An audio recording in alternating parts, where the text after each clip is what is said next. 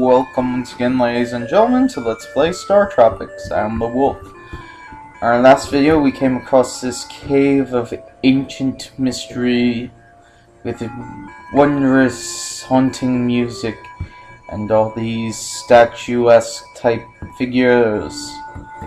And now, to explore ever onward.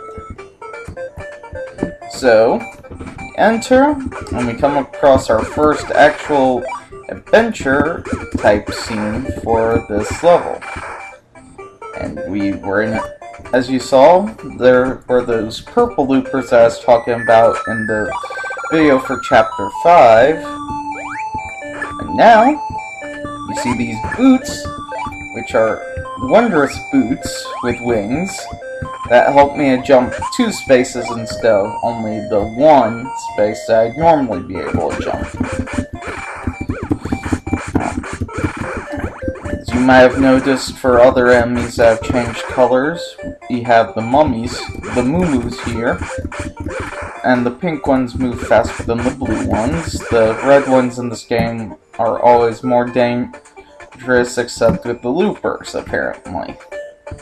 You know, the looper's basic one is red, so who knows. And the bats, which you might have noticed in level 5, are also, some of them were red and some were blue. The blue ones eventually stop, the red ones just keep on flying all about the room, and that's the difference between them.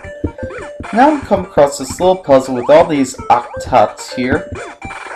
Very simple, just follow that pattern and you'll be able to get across no problems. Oh, jumped way too soon there. This is probably one of the more difficult rooms for the first part of this level here, just because you have to time the jumping of those platforms that will instantly start to sink when you jump upon them instead of being timed. Then you have all these moo-moos that you have to worry about, and as we saw, moo-moos do not have to jump across tiles, they just walk across them.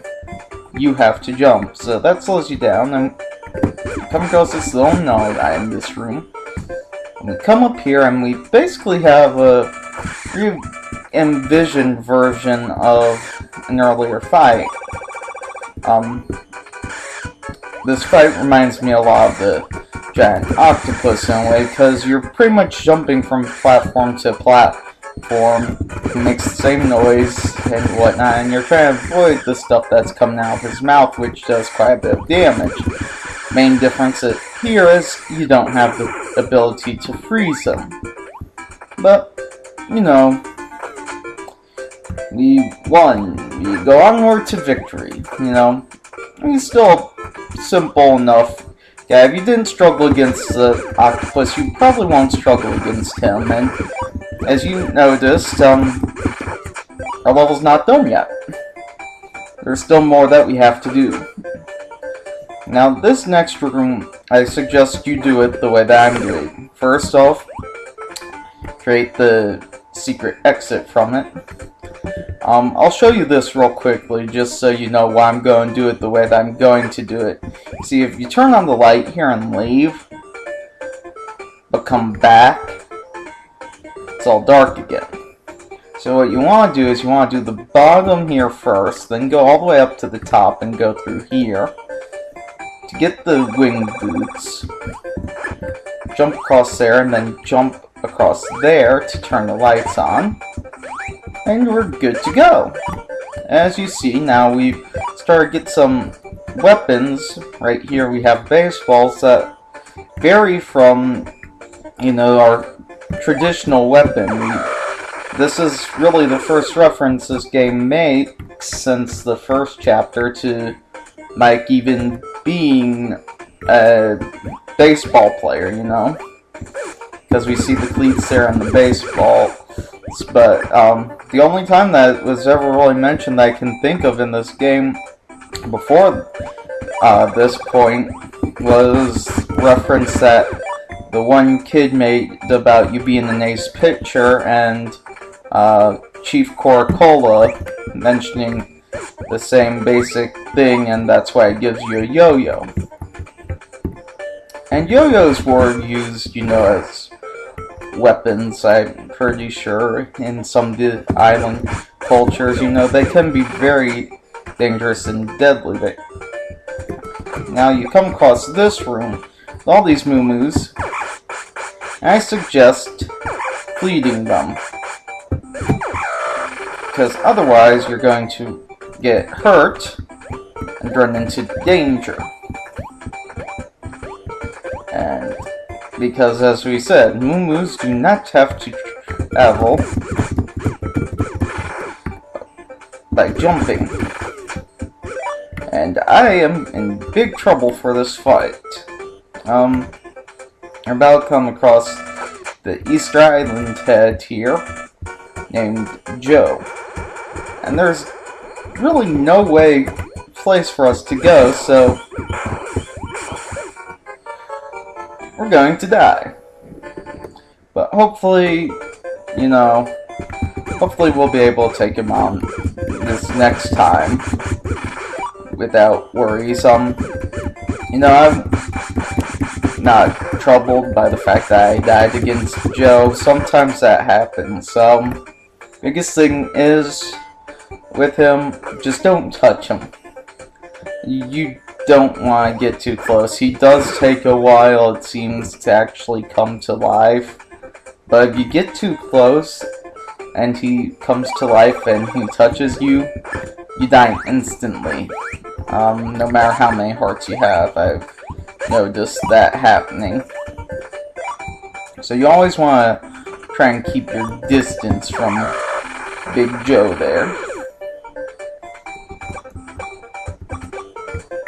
Now we move onward. Hopefully, though, this time when we come across him again, we'll have plenty of hearts.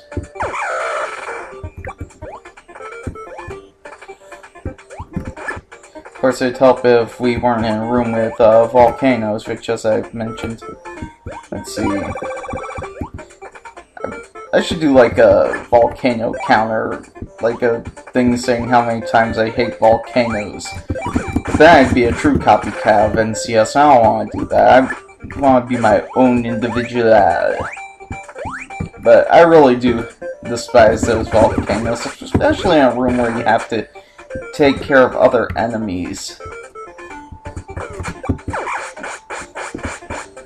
Let's get started on the spiking of these moo-moos earlier this time round, and hopefully we won't run into as much trouble then. But as I said, you know, it's no big deal that I died against Joe. I figured that might happen. It sometimes does. But as you can see, we have more hearts now. We have our baseballs ready, which are really probably the only weapon that you want to use against him. And now we have Joe.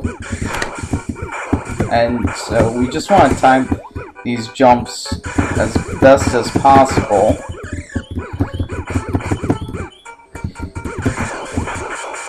And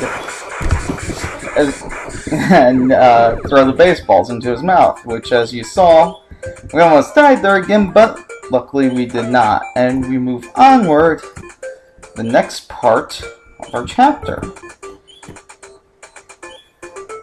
because chapter 6 is not done yet, folks. You might have noticed that it hasn't said, wow, you've done it, now saving your progress thing. That's because,